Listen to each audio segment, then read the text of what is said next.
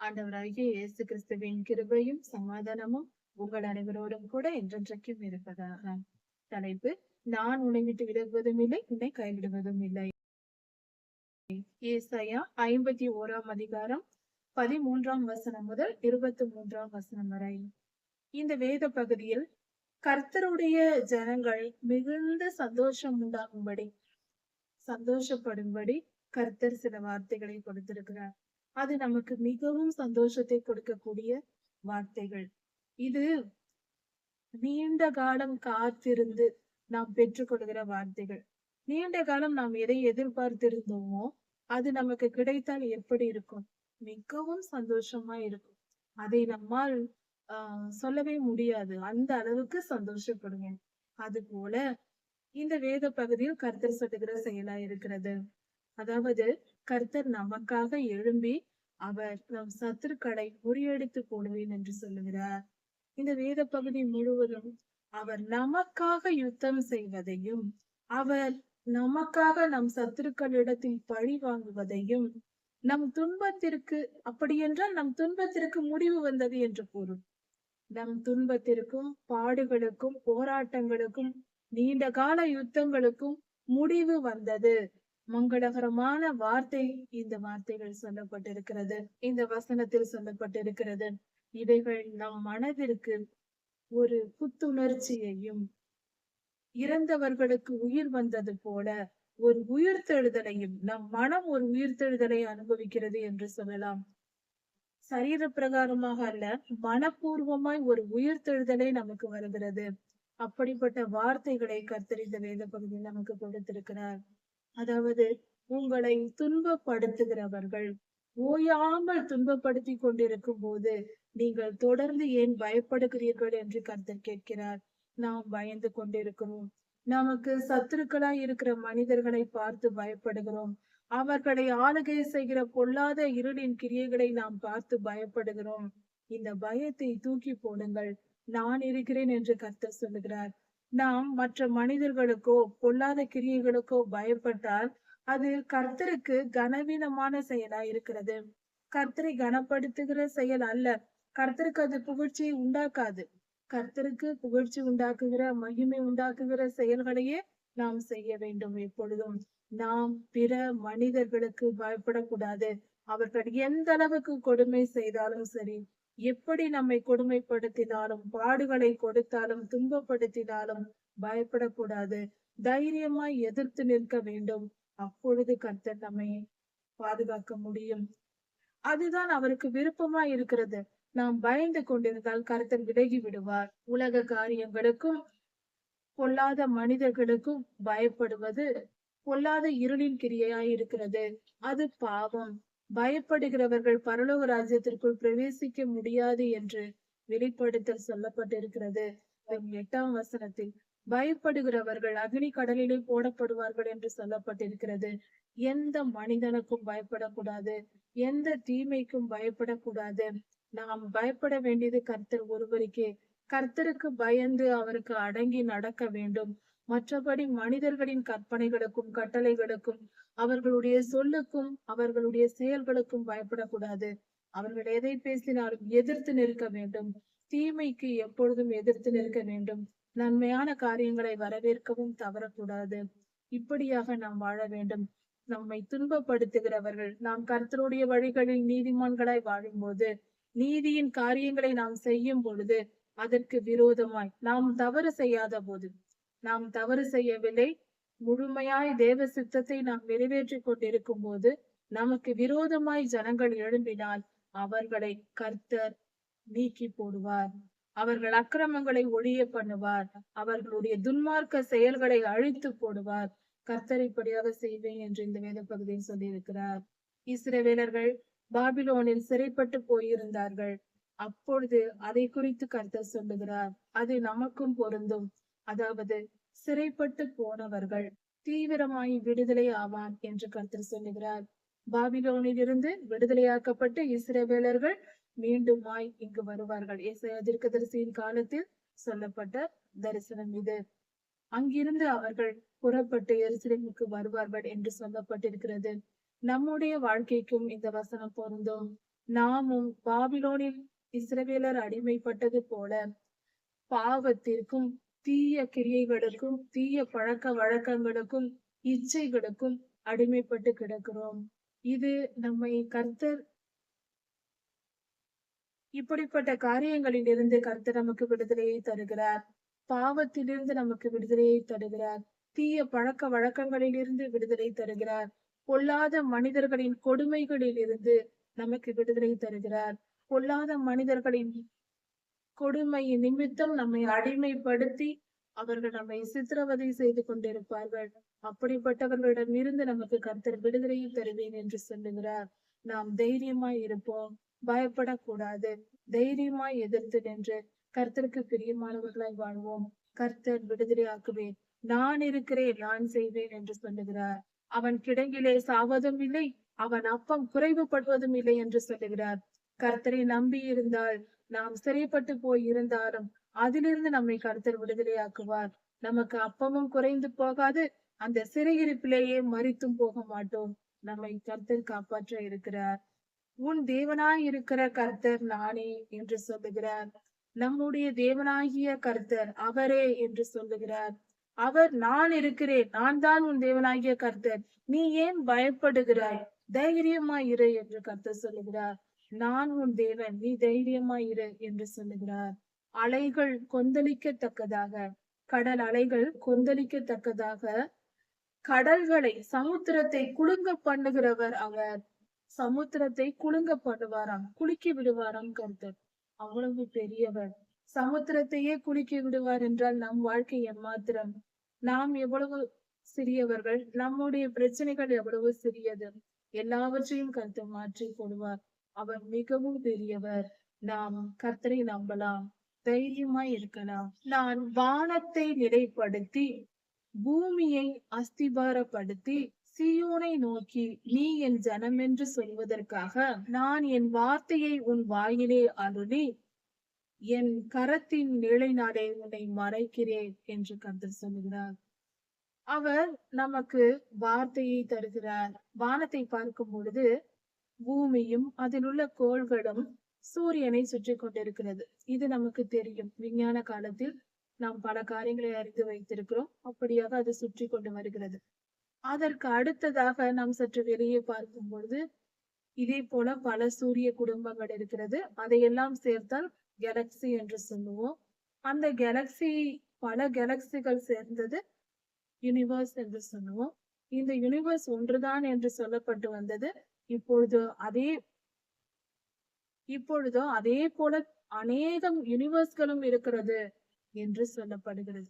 இப்படி மிக பெரியதாய் போய்கொண்டே இருக்கிறது. அதன் அளவே தெரியவில்லை. யூனிவர்ஸ், மல்டி யூனிவர்ஸின் எல்லை எங்க இருக்கிறது என்றே தெரியவில்லை. அந்த அளவுக்கு பெரியதாய் இருக்கிறது.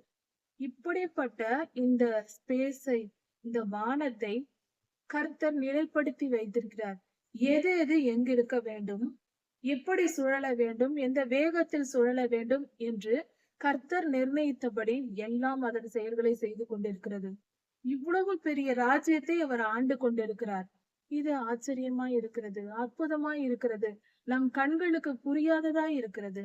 இதை மனதளவில் புரிந்து கொள்வது மிகவும் கடினம். கர்த்தருடைய செயல்கள் அப்படிப்பட்டதாய் இருக்கிறது. இந்த பூமி இங்குதான் இருக்க வேண்டும், இது இப்படிதான் சுழல வேண்டும், சூரியன் இப்படிதான் இருக்க வேண்டும் என்று அவர் ஒவ்வொரு இடத்திலும் ஒவ்வொன்றை நிலைப்படுத்தி வைத்திருக்கிறார். அதின் சட்டத்தை அதது மீறாமல். மனிதர்களுக்கு சட்டம் போட்டால் சிறு பிள்ளைகளுக்கு இங்கு அமரு என்றால் உட்காராது. ஒரு நிமிடத்தில் அடுத்த இடத்தில் போய் உட்கார்ந்திருக்கும். அது மனிதனுடைய சுபாவமா இருக்கிறது. ஆனால் வானமண்டலங்களில் இருக்கிற கோள்களும் நட்சத்திரங்களும் அதாவது கர்த்தர் கடலிட்டபடியே செயல்பட்டு கொண்டு சரியாக துல்லியமாக, மிக மிக துல்லியமாக அதன் வேகம் மாறாமல், தூரம் மாறாமல் அருமையாக செயல்பட்டு கொண்டிருக்கிறது. விஞ்ஞானிகள் பலர் சொல்லலாம் எல்லாம் தன்னிச்சையாக நடந்தது, தன்னிச்சையாக நடந்தது என்று. சிலர் அப்படி சொல்லலாம். ஆனால் இது எதுவுமே தன்னிச்சையாக நடக்கவில்லை என்பது இப்பொழுது சுலபமாய் புரிகிறது. எல்லாம் முறைப்படி, துல்லியமான அளவுகளோடு, நேர அளவு, தூரத்தின் அளவு, அதன் வேகத்தின் அளவு, ஒவ்வொரு கோள்களும் நட்சத்திரங்களும் செயல்படும் தன்மை எல்லாம் மிக சரியாக துல்லியமாக செயல்படுகிறது.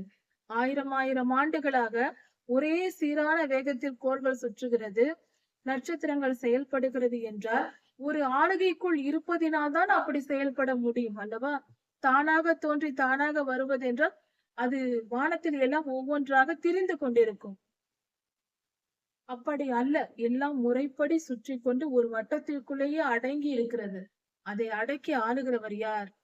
வானத்தை நான் நிலைப்படுத்தினேன் என்று கர்த்தர் சொல்லுகிறார். அவ்வளவு பெரியவர் என்று நாம் சொல்லலாம் இதையெல்லாம் படித்து. ஆனாலும் அதை புரிந்து கொள்வது என்பது, அதை ஏற்றுக்கொள்ளலாம். முழுமையாய் புரிந்து கொள்வது என்பது எல்லோருக்கும் கடினம். அந்த அளவுக்கு நம்மால் முடியாது. உண்மை சத்தியம் மனதால் ஏற்றுக்கொள்ளலாம். ஞானத்தால் புரிந்து கொள்வது மிகவும் கடினம். அவ்வளவு பெரிய காரியம் இது.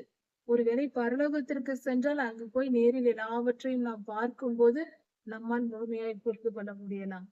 அப்படி வானத்தை அவர் நிலைப்படுத்தி வைத்திருக்கிறார். அஸ்திபாரப்படுத்தி சியோனை நோக்கி நீ என் ஜனம் என்று சொல்லுகிறார். பூமியின் அஸ்திபாரம் கர்த்தரிடத்தில் இருக்கிறது. கர்த்தரே அதை அஸ்திபாரப்படுத்தி இருக்கிறார்.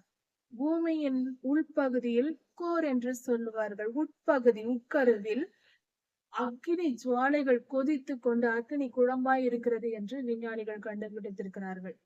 மேற்புறத்தில் குளிர்ச்சியான நிலையோடு கடலோடும் மண்ணோடும் வாழ்ந்து கொண்டிருக்கிறோம் நாம். இப்படிப்பட்ட தன்மை இது.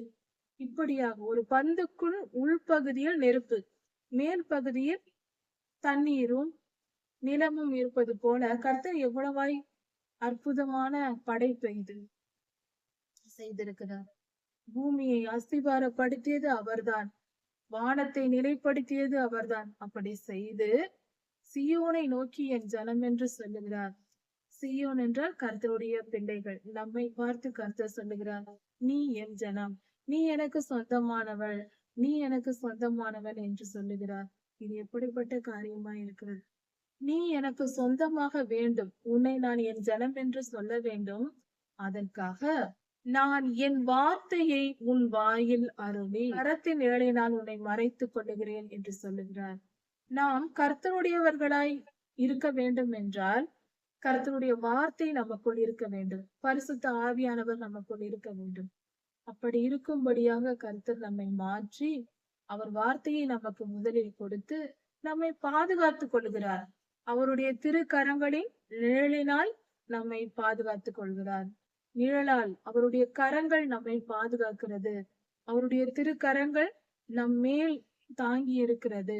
இஸ்ரவேலர்களின் வனாந்திர பயணத்தில் மேகஸ்தம்பமும் அக்னி ஸ்தம்பமுமாக இருந்தது போல அவருடைய திருக்கரங்கள் நம்மை மறைத்து எல்லா தீமைக்கும் விலக்கி நம்மை பாதுகாக்கிறது. அப்படி பாதுகாத்து நீ என் ஜனம் என்று கர்த்தர் சொல்லுகிறார்.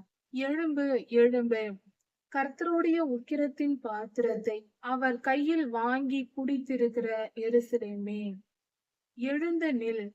தத்தளிக்க செய்யும் பாத்திரத்தின் வண்டர்களை உறிஞ்சி குடித்தாய். அவள் பெற்ற பிள்ளைகளில் அவளை நடத்துவார் ஒருவரும் இல்லை. அவள் அழைத்த எருசலேம் வளர்த்த குமாரர் எல்லாரிலும் அவளை கை கொடுத்து அழைப்பார் ஒருவரும் இல்லை. இதன் பொருள் என்னவென்றால், எருசலேம் நகரமானது தம்முடைய ஜனங்களை இழந்திருக்கிறது. பெற்ற பிள்ளையும் இல்லை, வளர்த்த பிள்ளையும் இல்லை. அவைகள் வந்து அந்த தாயை காப்பாற்றவில்லை, எருசலேமை காக்கவில்லை. எருசலேமின் ஜனங்கள் இஸ்ரவேலர்கள் எருசலேமை விட்டு போய்விட்டார்கள். அதை குறித்து சொல்லப்பட்டிருக்கிறது. சிறைப்பிடிக்கப்பட்டு போய்விட்டார்கள் பாபிலோனுக்கு. இது ஏன் நடந்தது? கர்த்தருடைய உக்கிரத்தின் பாத்திரத்தை உறிஞ்சி குடித்தார். அப்படி என்றால் உக்கிர கோபம், கர்த்தருடைய கோபத்தின் நிமித்தம் நீ விரட்டப்பட்டாய் இஸ்ரேல் தேசத்தை விட்டு பாபிலோனுக்கு என்று சொல்லப்படுகிறது. கர்த்தருடைய கோபம் ஏன் உக்கிர கோபம் வந்தது? இவர்கள் கர்த்தருடைய கற்பனைகளையும் கட்டளைகளையும் கை கொண்டு நடக்கவில்லை. கர்த்தருடைய வார்த்தையை மீறி நடந்தார்கள். இஸ்ரவேலர்கள் 400 வருடங்களில் 70 வருட ஓய்வு நாட்கள் வருகிறது. 25,550 ஓய்வு நாட்கள் வருகிறது.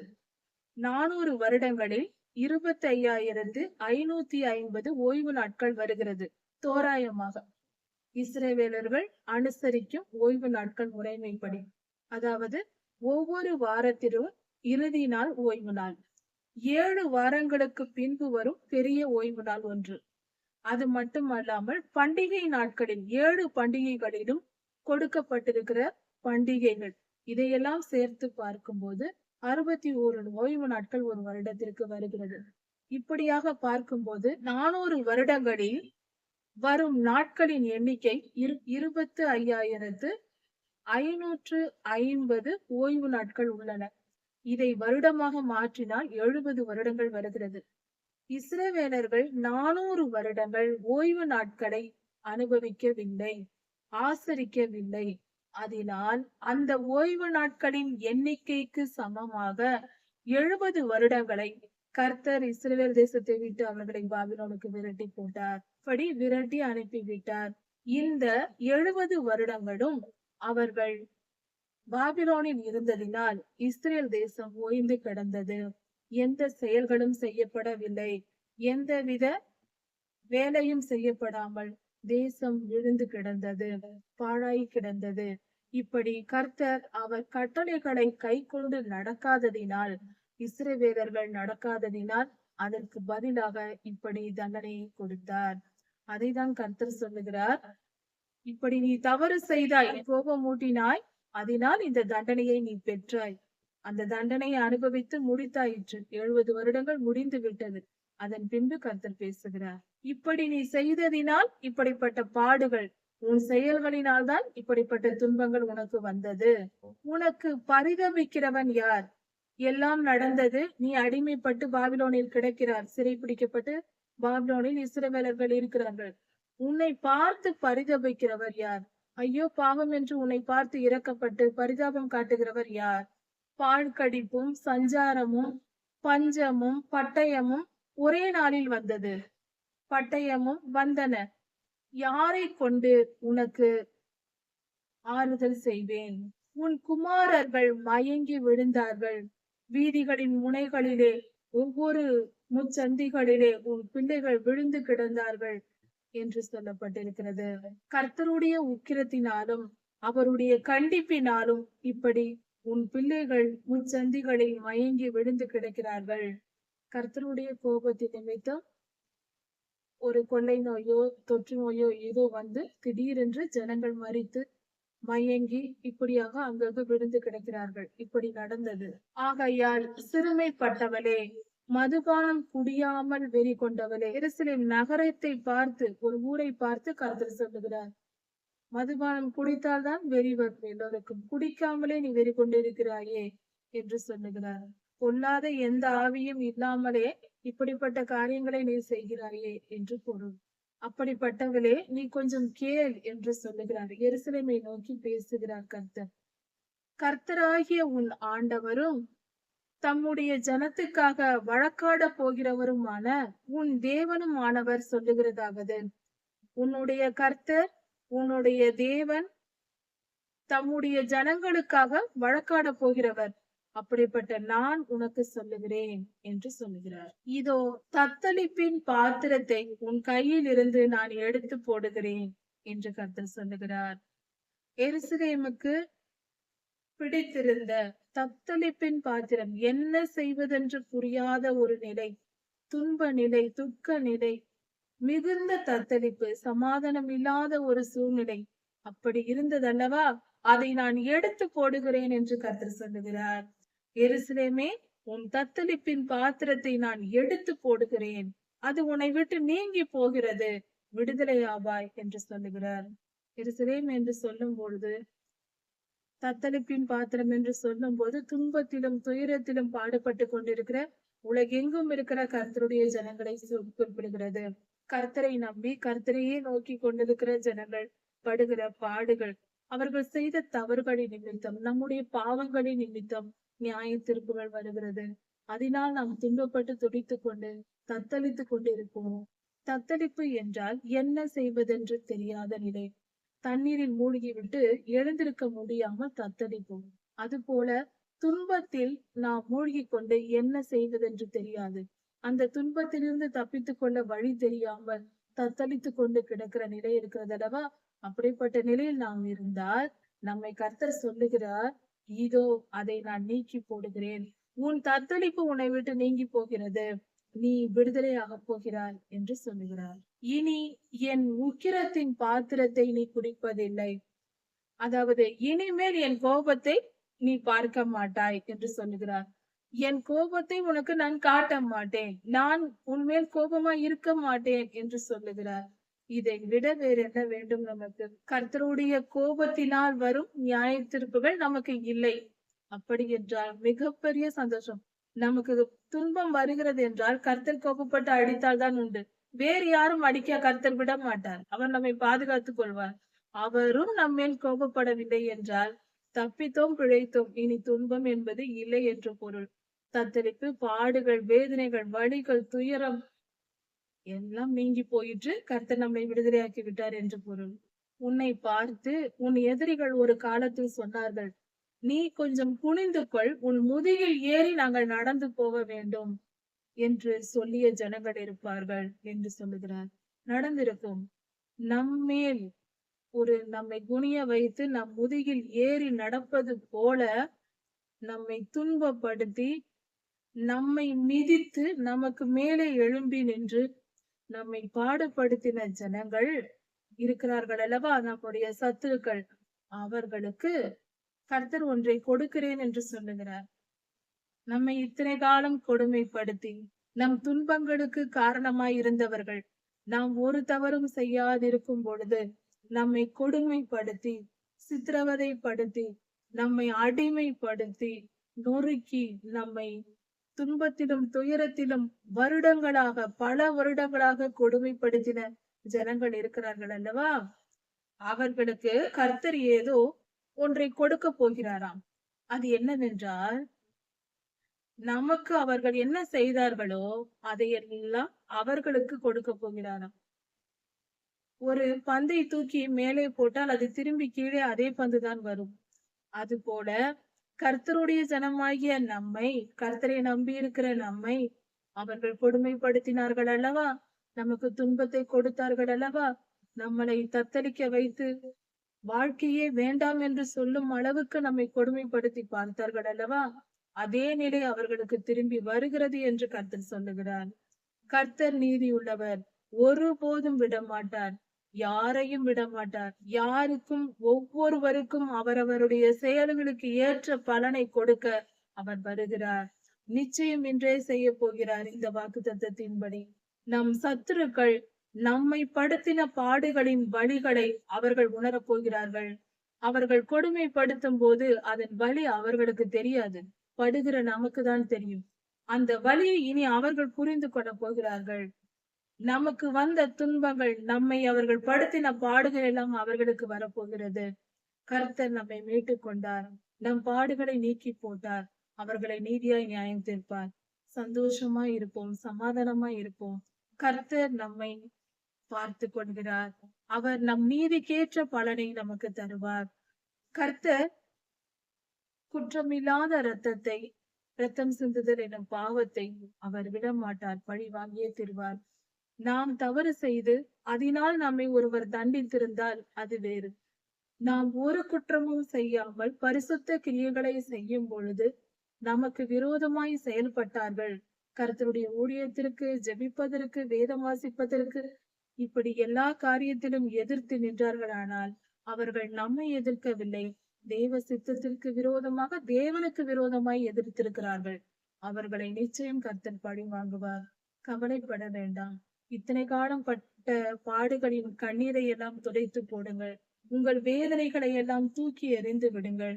இதோ கர்த்தர் நியாயத்திற்கு வருகிறார். நம் கண்ணீருக்கு பதில் உண்டு.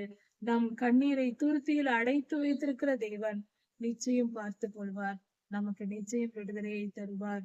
அவர்களுக்கு ஏற்ற பலனை அவர்களுக்கு தருவார். நான் உன்னை விட்டு விலகுவதும் இல்லை, உன்னை கைவிடுவதும் இல்லை என்று சொன்ன தேவன் ஒருபோதும் அவரை நம்பினவர்களை அவர் கைவிட்டதில்லை. வரலாறே இல்லை, இனியும் வரப்போவதும் இல்லை. கர்த்தர் உங்களை ஆசீர்வதிப்பாராக. இதன் தொடர்ச்சியை அடுத்த செய்தியில் பார்க்கலாம். மாரநாதா. ஏசாயா 52ஆம் அதிகாரம் 1ஆம் வசனம் முதல் 6ஆம் வசனம் வரை. இந்த வேத பகுதியை 2 பரிமாணங்களில் நாம் தியானிக்க இருக்கிறோம். அதாவது, அந்த காலத்தில் இஸ்ரவேலர்கள் பாபிலோனில் சிறைப்பட்டு இருந்த பொழுது கர்த்தர் அவர்களுக்கு இறங்கி அவர்களை விடுதலையாக்குவேன், அவர்களை மீட்டுக் கொள்வேன் என்று சொன்ன தீர்க்க தரிசனம் அந்த காலத்தில் எப்படி அது நிறைவேறியது என்பதை குறித்தும், இந்த காலத்தில் இது நமக்கு நம்முடைய வாழ்க்கையில் இந்த வசனத்தின் பொருள் என்ன, எப்படி இந்த வசனங்கள் செயல்படும் என்பதை குறித்தும் நாம் தியானிக்க இருக்கிறோம். சீயோனை நான் மீட்டுக் கொள்கிறேன் என்று கர்த்தர் சொல்லுகிறார். கர்த்தருடைய ஜனங்கள் பாவம் செய்ததை நிமித்தம் பாபிலோனுக்கு ஒப்பு கொடுக்கப்பட்டு சிறையில் இருந்தார்கள். சிறைப்பட்டும் அடிமைப்பட்டும் பாபிலோனில் 70 வருடங்கள் இருந்தார்கள். அதன் பின்பு கர்த்தர் அவர்களை மீட்டுக் கொண்டு, உங்களை நான் மீட்பேன், இஸ்ரவேலை கட்டுவேன், எருசலேமே நீ எழுந்து என்று கர்த்தர் ஆசீர்வாதத்தை கூறுகிற வசனமாக இந்த வேத பகுதி இருக்கிறது. இந்த வசனங்கள் தியானிக்கப்படும் பொழுது நம்முடைய பாடுகள், அடிமைத்தனம், சிறையிருப்பு, பலவிதமான கட்டுகள் நம்மிடம் இருந்து விலகி போகும். இந்த வேத பகுதியை நாம் தியானிக்கும் பொழுது நம் வாழ்க்கையில் மிகப்பெரிய வெளிச்சம் உண்டாகும், விடுதலை உண்டாகும். கர்த்தர் சொல்லுகிறார், எழும்பு எழும்பு சீயோனே, உன் வல்லமையை தரித்துக்கொள் என்று சொல்லுங்கள். அதாவது துன்பத்திலும் துயரத்திலும் கர்த்தருடைய பிள்ளைகள் ஒடுங்கி அந்த வேதனையையே அனுபவித்துக் கொண்டு அதையே சிந்தித்து கொண்டு வருட கணக்காக பல வருடங்கள் துன்பப்பட்டு கொண்டு இருக்கிற அந்த ஜனங்களை பார்த்து, அப்படிப்பட்ட நம்மை பார்த்தும் அந்த காலத்தில் இருந்த இஸ்ரவேலரை பார்த்தும் கர்த்தர் சொல்லுகிறார், எழும்பு எழும்பு சீயோனே, உன் வல்லமையை தரித்துக்கொள், உன் பலனை எடுத்துக்கொள், எழும்பு, உன் வல்லமை உன்னுடைய சேர்த்துக்கொள், எழும்பு, தைரியமா எழும்பு, அப்படியே இருக்காது, எழும்பு என்று உற்சாகப்படுத்தி எழுப்புகிறார். சீயோனை என்றால் கர்த்தருடைய பிள்ளைகள், எருசலேமே என்றாலும் அதே போதுதான். பரிசுத்த நகரமாகிய எருசலேமே, உன் அலங்கார வஸ்திரங்களை உடுத்திக்கொள் என்று கர்த்தர் சொல்லுகிறார். பரிசுத்த நகரமாகிய எருசலேம் நகரம், கர்த்தர் வாசம் செய்யும் மகா நகரம், கர்த்தருடைய நகரம் எருசலேமா இருக்கிறது. கர்த்தர் நமக்குள்ளும் வாசம் செய்வதனால் நாமும் ஒரு பரிசுத்த நகரமாய் இருக்கிறோம். ஒவ்வொரு தனி மனிதனின் இருதயமும் மனமும் பரிசுத்த நகரமாய் இருக்கிறது. ஏனென்றால் கர்த்தருடைய பிள்ளைகளின் இருதயத்தில் கர்த்தர் வாசம் செய்வதனால் நாமும் கர்த்தருடைய பரிசுத்த நகரமாய் இருக்கிறோம். உன் வஸ்திரங்களை, அலங்கார வஸ்திரங்களை உடுத்திக்கொள். வஸ்திரங்கள் என்றால் ஆவிக்குரிய பொருள் என்னவென்றால் அது நீதியை குறிக்கும். நம்முடைய உடைகள் நீதியை குறிக்கும். கர்த்தர் தம்முடைய ஜனங்கள் நீதியை உடுத்திக்கொள், உன் நீதி நிறைவேறப் போகிறது. அதாவது துன்மார்க்கரால் கொடுமைப்படுத்தப்பட்டு சோதனைக்குட்பட்டு பல பாடுகள் பட்டு கொண்டு நம் நீதியை தரித்து கொண்டிருக்கிறோம். அதாவது நீதியாய் வாழ்ந்து கொண்டிருக்கிறோம். துன்பம் வந்த உடனே பாவம் செய்ய போவதில்லை. கர்த்தரை விட்டு விலகாமல் அத்தனை துன்பங்களையும் தாங்கிக் கொண்டு எத்தனை துன்பம் வந்தாலும் பாவம் செய்யாமல் பரிசுத்தத்தை காத்து கொண்டு வாழ்கிறோம் அல்லவா? அதைதான் கர்த்தர் சொல்கிறார், அந்த அலங்கார வஸ்திரமாகிய நீதியை தரித்துக்கொள், அதற்கு பலன் உண்டாக போகிறது. நம்முடைய நீதி நியாயங்கள் எல்லாவற்றிற்கும் நாம் வாழ்ந்த காலத்தில் நாம் பின்பற்றின நீதி நியாயங்களுக்கு கர்த்தர் பலன் தர போகிறார். அதன் பலனை நாம் அனுபவிக்க போகிறோம் என்றும் பொருள்படும். அந்த காலத்தில் இஸ்ரவேலர்கள் பாபிலோனில் இருந்த பொழுது, நீ எழும்பு, நீ மீண்டுமாக இஸ்ரவேலுக்கு வரப்போகிறாய் என்று கர்த்தர் சொல்லுகிறார். இன்னொரு காரணம், கர்த்தரிடத்தில் சேர போகிறோம். ஆதி காலத்தில், அதாவது கர்த்தருடைய உயிர்த்தெழுதலுக்கு பின்பு உலகமெங்கும் இஸ்ரவேலர்கள் சிதறடிக்கப்பட்டார்கள். இஸ்ரவேல் தேசம் இல்லாமற் போயிற்று. ஆனால் 1946ஆம் ஆண்டு தேசம் உருவானது. அது கர்த்தருடைய ஜனங்களின் அடையாளமா இருக்கிறது. அது அந்த தேசத்தை மட்டும் குறிப்பதல்ல, உலகெங்கும் இருக்கிற கர்த்தருடைய பிள்ளைகள் நாம் என்ன செய்கிறோம்? நாம் கர்த்தரை விட்டு விலகி இருக்கிறோம். 2000 வருடங்களாக, பல ஆயிரக்கணக்கான வருடங்களாக கர்த்தரை விட்டு விலகி இருக்கிறோம். நம்முடைய முன் தலைமுறைகளை எல்லாம் அவர்கள் மற்ற கர்த்தரை விட்டு பின்வாங்கி போய் மற்ற காரியங்களை அவர்கள் வாழ்க்கையில் முக்கியமாக கொண்டிருந்தார்கள். அப்படி இருக்கும்போது கர்த்தருடைய ஜனங்களோ இப்பொழுதோ நாம் ரட்சிக்கப்பட்டு மீட்கப்பட்டு கர்த்தருடைய அன்பை உணர்ந்து அவரிடமாய் திரும்புகிறோம். மனம் திரும்புதல் ஏற்பட்டு கர்த்தருடைய பிள்ளைகளாய், தேவ பிள்ளைகளாய் நாம் மாறுகிறோம். இப்பொழுது நாம் இருக்கும் அந்த நிலையை தான் கர்த்தர் சொல்லுகிறார். நீ என்னிடமாய் திரும்பு. அலங்கார வஸ்திரங்களை நீ உடுத்திக்கொள். அந்நியன் உன்னோடு வந்து சேரப் போவதில்லை. துன்மார்க்கர், பாவிகள், கர்த்தருக்கு விரோதமாய் செயல்படுகிற ஜனங்கள் உன்னிடத்தில் இனி வரமாட்டார்கள். துன்மார்க்கரும் அக்கிரமக்காரரும் கொடுமைப்படுத்துகிறவர்களும் உன்னை துன்பப்படுத்திக் கொண்டிருந்திருப்பார்கள். ஆனால் இனி அது நடக்காது. அவைகளை எல்லாம் நான் தூக்கி போட்டு விட்டேன். உன் அடிமைத்தனம் நீங்கி போயிற்று. உன் துக்கம் நீங்கி போயிற்று. உன் சிறையிருப்பு விலகி போயிற்று என்று கர்த்தர் சொல்லுகிறார். நம்மை அவர் மீட்டுக் கொள்வேன் என்று சொல்லுகிறார். நம் வாழ்க்கையில் ஏதாவது அழுத்தங்கள் நமக்குள் இருக்கலாம். ஒரு தீராத கொடுமைக்காரர்களிடம் நாம் மாட்டியிருக்கலாம். தொடர்ந்து கொடுமைப்படுத்தப்பட்டு கொண்டிருக்கலாம். தொடர்ந்து நம்மை துன்பப்படுத்துகிறவர்கள் கையில் நாம் மாட்டியிருக்கலாம். பல காலமாக அப்படி இருந்திருக்கலாம். நாம் நினைப்போம், இனி என் வாழ்க்கையில் விடுதலை என்பது ஏது என்று நாம் நினைக்கும் அளவுக்கு நாம் சோர்ந்து போயிருக்கலாம். ஆனால் கர்த்தர் சொல்லுகிறார், நமக்கு விடுதலை தருவேன் என்று. நிச்சயம் அப்படிப்பட்டவர்களுக்கு கர்த்தர் விடுதலை தருவார். துன்மார்க்கன் நம்மிடத்தில் இனி வருவதில்லை. அவன் இருக்கும் இடம் தெரியாமல் நம்மை விட்டு விலகி போகிறான். பொல்லாதவனை குறித்து இங்கு சொல்லப்பட்டிருக்கிறது. தீயவன் சாத்தான் நம்மிடத்தில் இனி வருவதில்லை. அவன் விலகி ஓடி போகிறான் என்று பொருள். மனிதர்கள் அல்ல. தூசியை உதறிவிட்டு எழுந்திரு, எருசலேமே வீற்றிரு என்று சொல்லுகிறார். தரையிலே விழுந்து கிடக்கிறாய், புழுதியில் கிடக்கிறாய், எழும்பு எழும்பு, உன் தூசியெல்லாம் உதறிவிட்டு எழும்பி நில், வீற்றிரு, எழுந்து உன் ஆசனத்தில் அமர்ந்திரு என்று கர்த்தர் சொல்கிறார். அப்படி என்றால் நம் இருதயம் புத்துணர்ச்சி பெற்று, மனம் உடைதல், நொறுக்கப்படுதல், கொடுமைக்குள் திளைத்து நாம் மிகவும் தாழ்த்தப்பட்ட நிலையில் நாம் இருந்திருக்கலாம். அப்படி இருந்து கொண்டிருப்பவர்களை பார்த்து கர்த்தர் சொல்லுகிறார், எழும்பு, உன் நேரம் வந்தது, உனக்கு நான் விடுதலை தரப்போகிறேன், எழுந்து வீற்றிரு, உன் தூசையெல்லாம் உதறி தள்ளிவிடு. சீயோனின் குமாரத்தியே, உன் கழுத்தில் உள்ள கட்டுகளை அவிழ்த்து விடு. உன் கழுத்தில் இருக்கிற கட்டுகள், அப்படி என்றால் கொடுமைகள், வேதனைகள். அதாவது இது ஏன் கழுத்தில் உள்ள கட்டுகள் என்று சொல்லப்பட்டிருக்கிறது என்றால், இதில் ஆழமான பல காரியங்கள் உண்டு. அதில் ஒரு பொருளை நாம் பார்க்கலாம். கழுத்தில் உள்ள கட்டுகள் என்று சொல்லும் பொழுது, ஒரு மனிதனுடைய கழுத்தில், சரீரத்தில் பாதிப்பு உண்டானால் கழுத்தின் நரம்புகள் வழியாக தான் மூளைக்கு ரத்தம் செல்லுகிறது. கழுத்தின் பகுதியில் அல்லது கழுத்தின் பின்புற கழுத்தில் பாதிப்பு ஏற்பட்டால் அது மூளையையும் சிந்தனையையும் நம் வாழ்க்கையையே அது இருண்டதாக்கிவிடும். ஏனென்றால் கண்களில் ஒளி இருக்காது, மங்களா இருக்கும். அந்த இரத்த ஓட்டம் மூளைக்கு செல்லாவிட்டால் அது மிகுந்த பாதிப்பை உண்டாக்கும். அது மனிதனின் சரீரத்தையும் பாதிக்கும். அது மட்டுமல்ல, அவனுடைய வாழ்க்கையை பாதிக்கும், மனநிலையையும் பாதிக்கும். ஏனென்றால் எல்லாவற்றிலும் ஒரு தெளிவு இருக்காது. ஒரு ஒரு சாதாரண ஆரோக்கியமான மனநிலையும் இருக்காது. சரீரம் மாத்திரம் அல்ல. ஏனென்றால் மூளையிலிருந்துதான் நாம் சிந்திக்கிறோம். நம் சிந்தனைகளும் தடைபடும். நம் சிந்தனைகளிலும் குறைவுகள் இருக்கும். சரியாக சிந்திக்க முடியாது, ஞாபகம் இருக்காது, சில நேரங்களில் என்ன செய்கிறோம் என்று புரியாது, குழப்பமான மனநிலை இருக்கும். இது எல்லாம் பொல்லாதவனின் தந்திரங்கள், பொல்லாதவனின் லீலைகள், அவன் செய்கிற வேலைதான். நாம் பாவம் செய்தது நிமித்தம் கழுத்தின் பகுதிகளில் பாதிப்பு ஏற்பட்டு, நரம்புகளில் பாதிப்பு ஏற்பட்டு இரத்த ஓட்டம் மாறும் பொழுது அதனால் சரீரம் முழுவதும் பாதிக்கப்பட்டு வாழ்க்கை, குடும்பம் எல்லாவற்றிலும் நாம் துன்பத்தை அனுபவிப்போம். இது அனுபவபூர்வமான ஒரு உண்மை. இப்படி நடக்கிறது என்று சொல்லும் பொழுது, அந்த கழுத்தை பாதிக்கக்கூடிய அந்த பொல்லாத ஆவி எது என்றால் வலு சர்ப்பம்.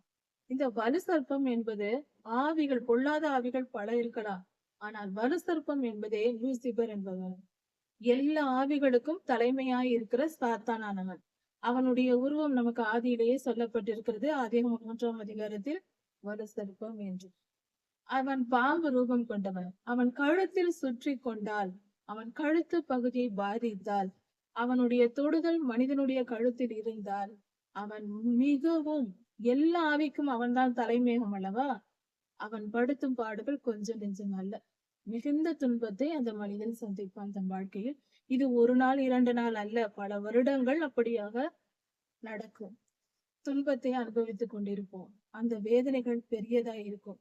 இந்த கழுத்து பகுதியின் முதுகெலும்பில் ஏற்படுகிற பாதிப்புகள் மிகவும் ஆபத்தானது. ஆபத்தானது என்று சொல்வதை விட அது மிகுந்த துன்பத்தை கொடுக்கும். மனதை நமக்கு வேதனைப்படுத்தக்கூடியது. எல்லா நோய்களும் வேதனையுடையதுதான். இதுவும் கொடுமையான ஒரு வியாதி என்று சொல்லலாம். இது வியாதி என்றாலும் கூட உண்மைதான் என்றாலும் மிகப்பெரிய ஆவிக்குரிய பொல்லாதவனின் தொடுதல் தான் இது. இது நமக்கு நேரிடுவதற்கு காரணம் நாம் செய்யும் பாவங்களே. வலுசற்பத்தை வணங்குவதோ, வலுசற்பத்தின் குணமான பெருமைப்படுவதோ, சண்டை போடுவது, கர்த்தருக்கு விரோதமாய் செயல்படுகிற காரியங்கள், இது நிமித்தம் இப்படியாக நமக்கு இந்த துன்பம் வந்துவிடும் மனிதனுக்கு. அதனால் நாம் ஜாக்கிரதையா இருக்க வேண்டும். கர்த்தர் குறிப்பிட்டு இந்த இடத்தில் கழுத்தில் உள்ள கட்டுகளை அவிழ்த்து விடு என்று சீயோன் குமாரதி என்று சொல்லுகிறார் என்றால், ஒரு மனிதனுடைய கழுத்து பகுதி உயிரை காக்கக்கூடிய மிக முக்கியமான பகுதியா இருக்கிறது. அந்த இடத்தில் அவன் சுற்றி கொண்டு அந்த மனிதனை அப்படியே மிகுந்த இருளில் தள்ளிவிடுவான். முக்கியமான ஒரு காரியம் என்றால், சரீரத்தில் ஏற்படும் பாதிப்புகள், பல வியாதிகள் சரீரத்தில் வலியை தான் தரும். அது மனதுக்கு வேதனையை தரும். ஆனால் மனதையே சரியாய் செயல்பட விடாதபடிக்கு மனக்குழப்பங்களையும் மன தெளிவில்லாமலும் முடக்கி போடுகிற மிகப்பெரிய கொடுமையான நிகழ்வு இந்த காரியத்தில் இருக்கும். அதனால் நாம் என்ன செய்ய வேண்டும் என்றால், நாம் நம்மை சுத்திகரித்து நாம் சுத்தமாய் நாம் காத்து கொள்ள வேண்டும். நம் இருதயத்தின் நினைவுகளில் பரிசுத்தமாய் இருக்க வேண்டும். கர்த்தருக்கு மட்டும் கீழ்ப்படிந்து நடக்க வேண்டும். பொல்லாதவனுக்கு கீழ்ப்படிய கூடாது. உலகத்தாருக்கு, மற்ற உறவினர்களுக்கு, குடும்பத்தாருக்கு என்று லிஸ்ட் போட்டு கீழ்ப்படிய கூடாது. யாருக்கும் கீழ்ப்படிய கூடாது. கர்த்தர் ஒருவருக்கே கீழ்ப்படிய வேண்டும். ஏன் அப்படி சொல்லுகிறோம் என்றால், கீழ்ப்படிதல் என்ற வார்த்தை முதலில் தெளிவாய் புரிந்து கொள்ளப்பட வேண்டும். கீழ்ப்படிதல் என்றால் பெற்றோர்களுக்கு பிள்ளைகள் கீழ்ப்படிய வேண்டும். கர்த்தருக்கு பெரியவர்கள் கீழ்ப்படிய வேண்டும். ஆசிரியர்களுக்கு மாணவர்கள் கீழ்ப்படிய வேண்டும். எந்த காரியத்தில்? படிப்பு காரியத்தில். பெற்றோர்களுக்கு பிள்ளைகள் கீழ்ப்படிய வேண்டும். எந்த காரியத்தில்? வாழ்க்கையின் காரியங்கள். ஆனால் எல்லாவற்றிற்கும் கீழ்ப்படிய வேண்டும். எதை சொன்னாலும் கேட்க வேண்டும் என்றால் அது கர்த்தருக்கே நாம் கீழ்ப்படிய வேண்டும். முதலில் இந்த பாடத்தை கற்றுக்கொள்ள வேண்டும். கர்த்தருக்கு கீழ்ப்படிதல் நமக்கு நன்மையை கொண்டு வரும். பொல்லாதவனின் பேச்சுக்கு கீழ்ப்படிந்தால் நமக்கு இப்படிப்பட்ட பெரிய பிரச்சனைகள் வரும். ஜாக்கிரதையை நம்ம காத்துக்கொள்வோம். நம் இருதயத்தின் காவல் சரியாக இருக்கும் பொழுது எந்த நோயோ வியாதியோ பிரச்சனைகளோ வராது. அதை முதலில் தெரிந்து கொள்வோம். நம் இருதயத்தை காத்துக் கொள்வதே மிக முக்கியம். மற்ற உடற்பயிற்சி செய்வதோ அல்லது உணவு பழக்கத்தில் மாற்றங்களை ஏற்படுத்துவதோ, இது எல்லாம் மாம்ச முயற்சி. மாம்ச முயற்சி அற்ப பிரயோஜனம் உள்ளது என்று வேதம் சொல்கிறது. சிறிதளவுதான் அதில் பலன் இருக்கும், பெரியதாய் ஒன்றும் இருக்காது. ஆனால் ஆவிக்குரிய ரீதியில் நம் மனதை சரியாக கட்டுப்படுத்தி பாவத்துக்கு விலகி பரிசுத்தமாய் வாழ்ந்தால் முழு ஆரோக்கியத்துடன் நிம்மதியாக வாழலாம். அதுதான் பூரண பலனை கொடுக்கும். முழுமையான உண்மையான பலன் அதுதான் இருக்கும். ஏனென்றால் எந்த வியாதி வந்தாலும் அதை கொண்டு வருவது பொல்லாதவன் தான். அவன் நம் சரீரத்தில் அவனுக்கு இடம் கொடுக்க வேண்டும் என்றால், அவன் நம்மை தொட வேண்டும் என்றால், நம் இடத்தில் பாவம் இருந்தால்தான் முடியும், இல்லாவிட்டால் முடியாது. உணவு பழக்க வழக்கத்தை பற்றி அறியாத, உடற்பயிற்சியே செய்யாத மனிதர்கள் 100 வயது வரைக்கும் ஆரோக்கியமாய் இருக்கிறார்கள். கிடைத்த உணவை சாப்பிட்டு கொண்டு வாழ்ந்து கொண்டிருப்பார்கள். உணவு என்றால் என்ன, அதில் என்ன சத்து இருக்கிறது என்று தெரியாதவர்கள் ஆரோக்கியமாய் வாழ்கிறார்கள். அதை கவனித்து பார்த்து பார்த்து வாழ்கிறவர்கள் நோயோடு வாழ்கிறார்கள். தினமும் உடற்பயிற்சி செய்கிறவர்களும் வியாதியோடு இருக்கிறார்கள். இதற்கு என்ன காரணம் என்றால், மாம்ச முயற்சியினால் பலனை எதிர்பார்ப்பது. அதில் சிறிதளவுதான் நமக்கு பலன் கிடைக்கும். முக்கியமாய் நாம் கவனிக்க வேண்டியது கர்த்தருக்கு கீழ்ப்படிதல். அப்பொழுது நோய் நொடி இல்லாத ஆரோக்கியத்தை நாம் பெற்றுக்கொள்ளலாம். நீண்ட ஆயுளை பெற்றுக்கொள்ளலாம். துன்மார்க்கனுடைய ஆயுள குறுகி போகும் என்று வேதம் சொல்லுகிறது. நீதிமானுடைய ஆயுள் நீட்டிக்கப்படும் என்பதே அதன் பொருள். இஸ்ரவேலரை குறித்து பாபிலோனில் சிறைப்பட்டு போனவர்களை குறித்து சொல்லுகிறார். விலையின்றி விற்கப்பட்டீர்கள், பணமின்றி மீட்கப்படுவீர்கள் என்று சொல்கிறார். விலையின்றி விற்கப்பட்டீர்கள். எந்த பணத்தையும் நான் பெற்றுக்கொள்ளாமல் உங்களை விற்று போட்டேன், அதே போல பணம் இல்லாமலே நீங்கள் மீட்கப்படுவீர்கள் என்று சொல்லுகிறார்.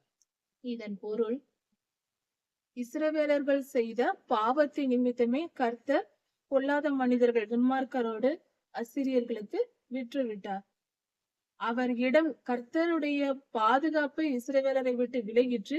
பொல்லாத மனிதர்கள் வந்து அவர்களை சிறைப்பிடித்துக் கொண்டு போய்விட்டார்கள். ஆனால் இதுதான் நடந்தது இவர்கள் செய்த பாவத்தின் நிமித்தம்.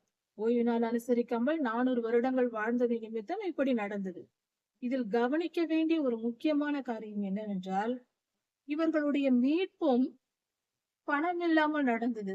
ஆகாஸ் ராஜா எந்தவித இஸ்ரவேலரிடத்தில் பணமோ பொருளோ பெற்றுக்கொள்ளாமல் இஸ்ரவேலர்களை விடுவித்து எருசலேமுக்கு கொண்டு வருகிறார்.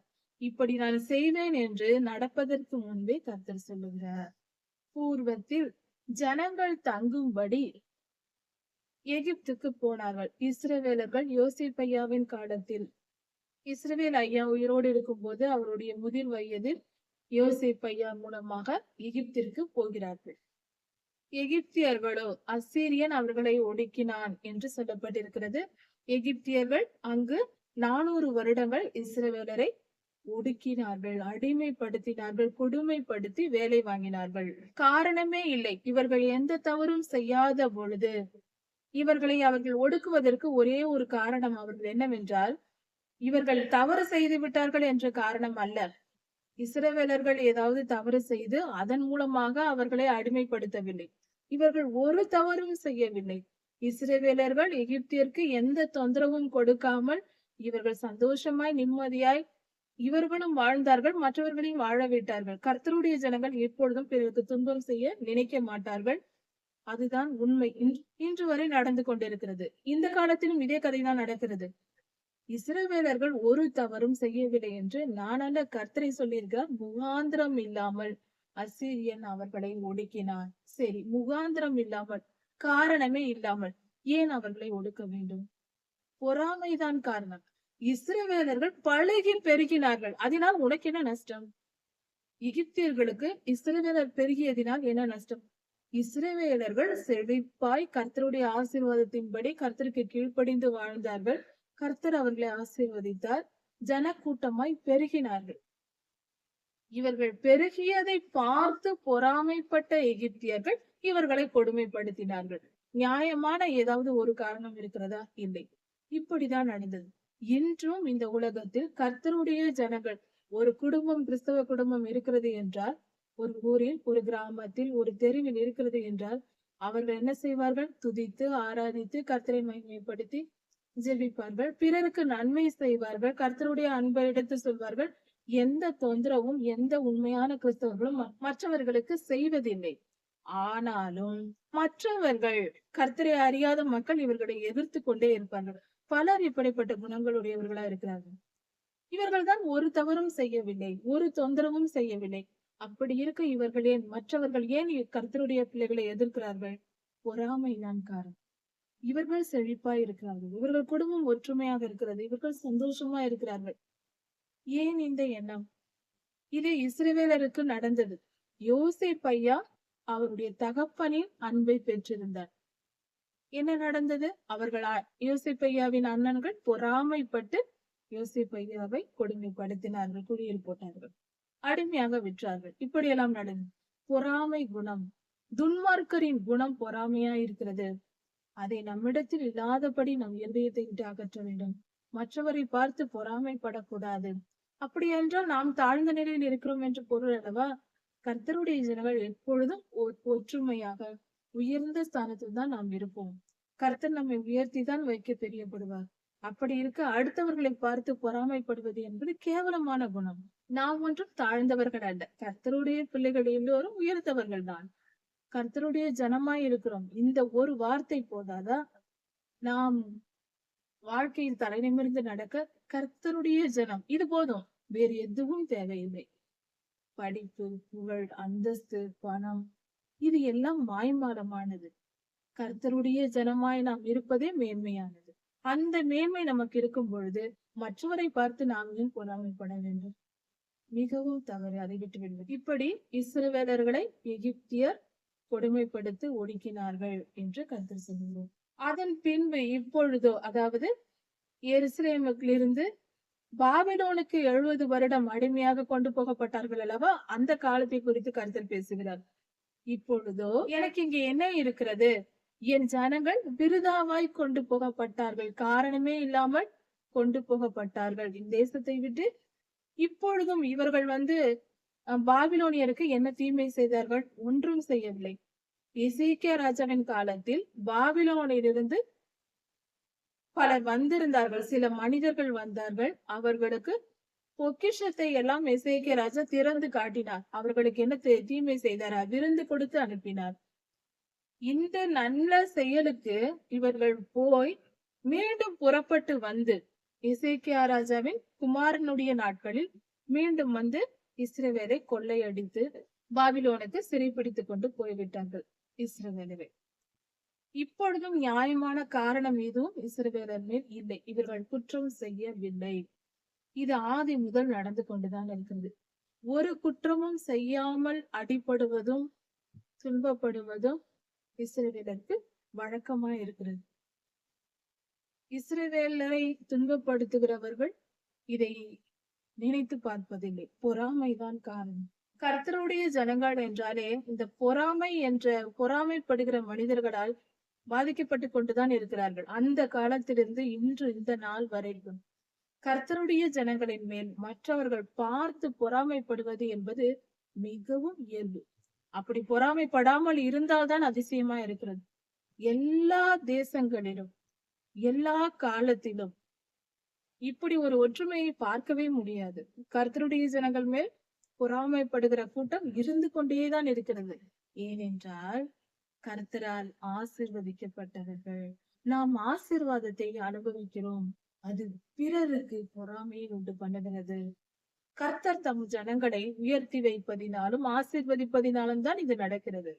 அது கர்த்தருடைய வல்லமை, நம்முடைய பெரும் பாக்கியம். இப்படி இஸ்ரவேலரை பாபிலோனுக்கு கொண்டு போனவர்கள் அங்கே அவர்களை ஒடுக்கினார்கள். அவர்களை கொடுமைப்படுத்தி அலற பண்ணுகிறார்கள். இஸ்ரவேலரை பிடித்து கொண்டு போனது மட்டுமல்ல, அங்கு ஜனங்களை கர்த்தருடைய ஜனங்களை கொடுமைப்படுத்துகிறார்கள், அலற பண்ணுகிறார்கள் என்று கர்த்தர் சொல்கிறார். எல்லாவற்றையும் பார்த்து கொண்டுதான் இருக்கிறார் கர்த்தர். கோபப்பட்டு துன்மார்க்கரிடம் ஒப்படைத்தாலும் அவர்கள் என்ன செய்கிறார்கள் என்று கவனித்துக் கொண்டே இருக்கிற நல்ல தகப்பன் அவர். நம் ஆண்டவர் மிக சிறந்த தகப்பன். நம்மேல் உண்மையாய் அன்பு கூறுகிற ஒரு சிறந்த நல்ல தகப்பன் நமக்கு இருந்தால் நம்மை எப்படி பார்த்து கொள்வார்? நம் சிறு பிள்ளையா இருக்கும் பொழுது நம்மை எப்படியெல்லாம் நம் தகப்பன் பார்த்து கொண்டார் என்று நினைத்து பார்ப்போம். அதை விட அதிகமாய் அந்த அன்புக்கு ஈடாக நம் தகப்பனை போல நம்ம நேசிப்பவர் வேறு எங்கேயும் பார்க்க முடியாது. எத்தனை மனிதர்கள் வந்தாலும் அந்த அன்பு இருக்காது. பெற்ற தகப்பனுக்கு தான் தன் பிள்ளை மேல் அவ்வளவு அன்பு இருக்கும். அப்படி இருக்க அந்த அன்பை காட்டிலும் சிருஷ்டித்த சிருஷ்டிகருக்கு அதிக அன்பு இருக்கும் அல்லவா? சில வருடங்கள் நம்மை பெற்று வளர்க்கிற தகப்பனுக்கு, மனித தகப்பனுக்கு அவ்வளவு அன்பு இருக்குமானால், உலக தோற்றம் முதற்கொண்டு நம் ஜீவனையே உருவாக்கி, நம் ஆவியை உண்டாக்கி, சரீரத்தை உண்டாக்கி, ஆத்மாவை உண்டாக்கின நம் பரம தகப்பனாகிய தேவனுக்கு இன்னும் எவ்வளவு அதிக அன்பு இருக்கும். ஏனென்றால் அவர்தான் எல்லாவற்றையும் நம்மை படைக்கிறார். அதனால் அவருடைய சொத்தின் மேல் அவருக்கு பாசம். அவர் அன்பு செலுத்துகிறார். அன்பு என்பது உரிமை இல்லாதவனிடத்தில் வந்தால் அதற்கு பேர் உண்மையான அன்பு அல்ல. சிலர் சொல்லுவார்கள், முன்பின் தெரியாத ஒரு கடை தெருவுக்கு போனால், முன்பின் தெரியாத ஒரு கடைக்கு செல்வோம், கனிவாக பேசுவார்கள், அன்பாய் கவனிப்பார்கள். அவர்களுக்கு நம் மேல் என்ன அன்பு? நாம் யார் என்றே தெரியாது, நம் குணம் என்னவென்றே தெரியாது. நம்மை மிகுந்த அன்போடு கவனிப்பார்கள். அவர்களுடைய அன்பு என்பது நம்முடைய பணத்தின் மேல்தான், நம் மேல் அல்ல. அவர்களுடைய உபசரிப்பின் நோக்கம் நம்முடைய பணம் எவ்வளவு கிடைக்கும் என்பது. அது அன்பல்ல. அது வெறும் கனிவான பேச்சுகள், ஒரு வியாபாரம், அவ்வளவுதான். அது அன்பு அல்ல. ஆனால் நாம் உடல்நிலை முடியாமல் மிகவும் ஏதாவது ஒரு காய்ச்சல் வந்து படுத்திருந்தால் கூட நம் பெற்றோர்களுக்கு தோன்றும் அல்லவா ஒரு உணர்வு. என்ன செய்கிறது, ஏன் படுத்திருக்கிறாய் என்று கேட்பார்கள். நம் சிறு பிள்ளையா இருக்கும் போது நம்மளை தூக்கி சுமந்து மருத்துவமனைக்கு அழைத்து செல்வார்கள், நமக்காக உட்கார்ந்து ஜெபிப்பார்கள். இதையெல்லாம் நாம் பார்த்திருக்கிறோம். அதுதான் உண்மையான அன்பு. ஏனென்றால் அவர்கள் நம்மை பெற்றவர்கள். அவர்கள் நமக்காக பாடுபடுகிறார்கள். அவர்கள் ரத்தம் நம் மீது இருக்கிறது. அவர்கள் அவர்களுக்கும் நமக்கும் உள்ள உறவு, பெற்றோர்களுக்கும் நமக்கும் உள்ள உறவு, தகப்பன், தாய், பிள்ளை என்ற உறவு இருக்கிறது அல்லவா? அதுதான் அன்பை உண்டாக்குகின்றது. இதே போலதான் பொல்லாதவனுக்கு மனிதனிடத்தில் அன்பில்லை. கனிவாய் பேசி ஏமாற்றி பாவம் செய்ய வைத்து நம்மை அக்னி கடலில் தள்ளிவிட வேண்டும். அவன் போகும் இடத்திற்கே நாம போக வேண்டுமா? அதான் அவனுடைய நோக்கம். அவனுக்கு நம்மேல் என்ன அன்பு இருக்கிறது? இன்னொரு காரியம் கவனித்து பார்த்தால் மிக ஆச்சரியமா இருக்கும். பொல்லாத சாத்தான் என்ன செய்வான்? கர்த்தருடைய ஜனங்களை எதிர்ப்பான், துன்பப்படுத்துவான். இதெல்லாம் நமக்கு தெரிந்ததுதான். ஆனால் அவனையே கதி என்று நம்பிக்கொண்டிருக்கிறார்கள் அல்லவா ஜனங்கள், அவர்களையும் கொடுமைப்படுத்துவான். கவனித்து பார்த்தால் புரியும். அவர்களையும் கொடுமைப்படுத்தி அவர்கள் வாழ்க்கையில் பல துன்பங்களை அனுபவிக்க சாத்தான் வேலை செய்வான். ஏன் அப்படி செய்கிறான்? அவனுக்கு எப்படி இந்த மனிதர்கள் மேல் அன்பு வரும்? இவர்கள் தான் அவனை நேசித்துக் கொண்டிருப்பார்கள். அந்த பொல்லாதவனுக்கு ஜனங்கள் மேல் அன்பு எப்படி வரும்? வரவே வராது. அவன் படைக்கவில்லை. இந்த மனித குலத்திற்காக அவன் எதையுமே செய்யவில்லை. மனிதனை உருவாக்கியதில்லை அவன். அவனுக்கு போட்டியாளராக நாம் மனிதர்கள் இருக்கிறோம். அவன் இருந்த இடத்தில் நாம் போய் உட்கார போகிறோம். அதனால் நம்ம எதிரியாக தான் பார்ப்பான். அவனை தொழுது கொள்கிறவர்களையும் அவன் கொடுமைப்படுத்துவான். அவனே கதி என்று இருக்கிறவர்களை இன்னும் அதிகமாய் கொடுமைப்படுத்துவான். நம்மிடமாவது நெருங்க முடியாது. கர்த்தர் நம்மோடு இருந்து பாதுகாத்துக் கொள்கிறார். இந்த தெளிவு தெரிவதில்லை பலருக்கு. கர்த்தரை ஆண்டிக் கொண்ட நமக்கு என்ன நடக்கிறது? எல்லா காலத்திலும் கிருபை. எத்தனை துன்பம், எத்தனை துயரம், பாடுகள் வந்தாலும் கிருபையாய் அரவணைத்து காத்துக் கொள்வார். நாம் அக்கிரமம் செய்வோம், அடங்காமல் திரிவோம். கொஞ்சம் நல்ல நாள் வந்து விட்டால், கொஞ்சம் ஆசீர்வாதம் வந்து விட்டால் துள்ளி கொண்டு திரிவோம். அடங்க மாட்டோம், மீறுவோம். கர்த்தரை மறந்து ஜெபிக்க மாட்டோம், வேதம் வாசிக்க மாட்டோம். பின்பு ஏதாவது ஒரு அடி விழுந்தால் பின்புதான் நினைவு வரும். திரும்பவும் நாம் வேதம் வாசிக்க ஜெபிக்க தொடங்குவோம். இப்படியாக நாம் ஏதாவது ஆரம்ப காலத்தில் சேட்டைகள் பண்ணி கொண்டிருப்போம். ஆனாலும் அடித்து உதைத்து திருத்தியாவது நம்மை அரவணைத்து விட்டு விடாமல் நம்மை அரவணைத்து சேர்த்து கொள்கிற தகப்பன் நம்முடைய பரம தகப்பன். அவரை சும்மாவா தகப்பன் என்று சொல்லுகிறோம்? தகப்பன் என்றால் தகப்பன் தான். ஒரு மனிதனுக்கு, ஒரு பிள்ளைக்கு, 5 பிள்ளைக்கு தகப்பன் அல்ல, சர்வலோகத்திற்கும் தகப்பன் அவர். அவருடைய தாய்மை குணம் எப்படிப்பட்டது? தாய்மையின் குணம். அவரிடத்தில் தாய்மை உண்டு. அவர் தாயை போன்றவர். தாய் என்றால் மனித உலகத்தில் தாய், எத்தனையோ தாய்கள் தன் வயிற்றில் இருக்கிற குழந்தையை ஈவிரக்கம் இல்லாமல் கொன்று போடுகிறோம். தாய்மையை மேன்மையாக பேசுகிறோம். ஆனால் இதையும் ஒரு தாய் தானே செய்கிறாள். இந்த உலகத்தின் சூரிய ஒளியே பார்க்காத ஒரு குழந்தையை கொன்று போடவும் ஒரு தாய்க்கு மனம் வருகிறதே. பொல்லாத மனிதன் தானே நாமும். ஆனால் கர்த்தர் அப்படி அல்ல. ஒரு ஜீவனையும் விட்டுவிட மனம் இல்லாதவர். ஒவ்வொரு மனிதனையும் காத்திருக்கிறவர், அன்பு கூறுகிறவர், நேசிக்கிறவர். நாம் தான் விலகி போய் அழிந்து போகிறோம். மிகவும் அன்பானவர் கர்த்தர். அவர்களை ஆளுகிறவர்கள் அவர்களை அலற பண்ணுகிறார்கள். பாபிலோனில் இஸ்ரவேலர்கள் அலறிக் கொண்டிருந்தார்கள். சிறைப்பிடித்துக் கொண்டு போய் அலற வைத்துக் கொண்டிருந்தார்கள் துன்மார்க்கர். நித்தமும் இடைவிடாமல் என் நாமம் தூஷிக்கப்படுகிறது. கர்த்தருடைய நாமத்தை தூஷிக்கிறார்கள். உங்கள் தெய்வம் எங்கே காப்பாற்றவில்லையா என்று கர்த்தருடைய நாமத்தை தூஷித்திருப்பார்கள். அதுதான் அவர்கள் வேலை. எப்பொழுதும் கோலியாத்தை போல தூஷித்துக் கொண்டே இருந்தார்கள். துன்மார்க்கர் கர்த்தருடைய நாமத்தை இடைவிடாமல் தூஷித்துக் கொண்டிருந்தார்கள். இது நிமித்தம் என் ஜனங்கள் என் நாமத்தை அறிந்து, இப்படி ஒரு துன்பமான சூழ்நிலையில் இருக்கும் பொழுதாவது என் ஜனங்கள் இந்த துன்பத்தை அனுபவித்த பின்பு அவர்கள் மனம் திரும்புவார்கள். இது நிமித்தம், இந்த துன்பத்தின் நிமித்தம் என் நாமத்தை என் ஜனங்கள் அறிந்து கொள்வார்கள். இதை சொல்லுகிறவர் நானே என்று கர்த்தர் சொல்லுகிறார். இதை நான் தான் சொல்லுகிறேன். இஸ்ரவேலில் இருக்கும் போது என்னை மறந்து திருந்தீர்கள் அல்லவா? என் கட்டளைகளை கை கொள்ளாமல் ஓய்வு நாளை அனுசரிக்காமல் இருந்தீர்கள் அல்லவா? இப்பொழுது நீங்கள் என்னை அறிந்து கொள்வீர்கள். இந்த துன்பத்தின் மத்தியில், இந்த பாடுகளின் மத்தியில், இந்த அலறுதலின் மத்தியில் அலறிக்கொண்டு இருக்கும் பொழுது என்னை நீங்கள் நினைத்து பார்ப்பீர்கள். என் நாமத்தை அறிந்து கொள்வீர்கள் என்று சொல்கிறார். நம்முடைய துன்பமான நேரங்களில் கர்த்தர் உடனே வந்து விடுவார், நம்மை காப்பாற்ற விட மாட்டார். அப்படியே போய் என்று விட மாட்டார். துன்பத்தில் நாம் மாட்டிக்கொண்டாலும், மீறி மீறி தவறு செய்து துன்பத்தில் மாட்டிக்கொண்டாலும், அந்த துன்ப நேரத்தில் கர்த்தரை நோக்கி நாம் கூப்பிடும் பொழுது, இது உலக வரலாறு, 6000 வருட வரலாறு இது. இஸ்ரவேலர்கள் எப்பொழுதெல்லாம் கர்த்தரை நோக்கி கூப்பிடுகிறார்களோ துன்பத்தில் மாட்டிக்கொண்டு, அப்பொழுதெல்லாம் இறங்கி வந்து கர்த்தர் காப்பாற்றி இருக்கிறார்.